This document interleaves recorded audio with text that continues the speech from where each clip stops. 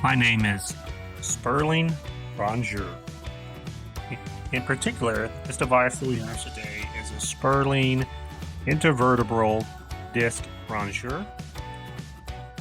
And in terms of inspecting, Rongeurs like this are some of the most difficult to identify and differentiate from different models and variations to one another. So it's very important anytime that you are assembling a tray with a Rongeur, number one, to have easy access to these product identification numbers here, and then also to a ruler so that you can gauge and measure the specifications that are listed on your count sheet for this specific device. Okay, this particular model is a 6-inch working shaft that comes out to about 15.2 centimeters. And then it is a straight variation, you can see here. This is important because this model also comes in an up and down version. So you would have the distal tip of the Rongeur actually pointing up or pointing down, depending on what that variation is. But as you can see here, this is a straight model. As I mentioned before, the measurements for Rongeurs are going to be important. So we talked about the shaft, the working length here. So that's one tip off that you're going to be in the right direction in terms of identifying the correct device for your tray. In addition to that, you can, if you have a small enough ruler, you can measure the dimensions of the jaw itself, and that's where a lot of those variations actually come into play. And you're going to want to be looking at the length of the jaw itself, as well as the width of the jaw.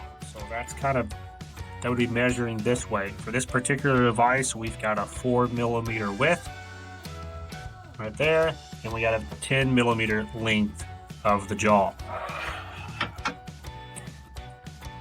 Oftentimes you will have a tray that has multiple Rongeurs, and depending on the size of the tray, a lot of those Rongeurs can be very similar to one another, with the only differences being either the shaft length, the direction of the head of the shaft itself, or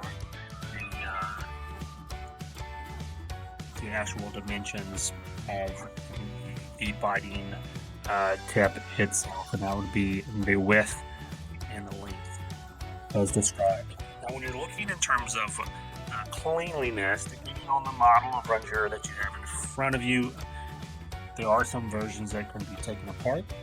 It's very important that be done on the dirty side during the decontamination phase and cleaning phase. You can obviously take them apart in the inspection phase as well.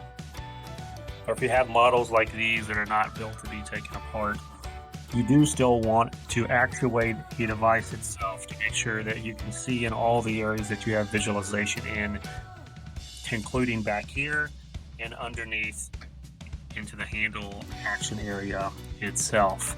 It's very important that anything that you can look into, that you are looking into to identify any potential residuals and debris.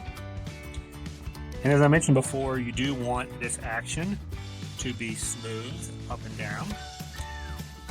If necessary, and if you're able, per the device IFU, you can lubricate the device, but again, you're going to want to reference your IFU to make sure that the device in front of you can be lubricated, and that you're following the correct process for that lubrication.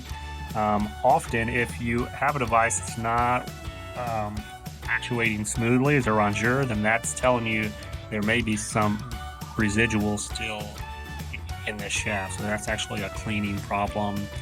And if you can't access it directly because it's not a take apart, you want to have your repair technician take a look at it.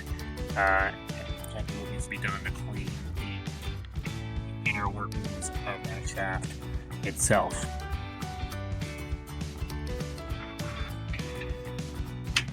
And then obviously, As you're finalizing the inspection stage, you want to make sure that the working action end of the Rongeur itself is clean and that there are no major chips or divots out of these jaws, and that the jaws close smoothly in place. Okay. That is a Spurling Rongeur. You are watching another episode of Hello, My Name Is. And until next time, keep fighting dirt.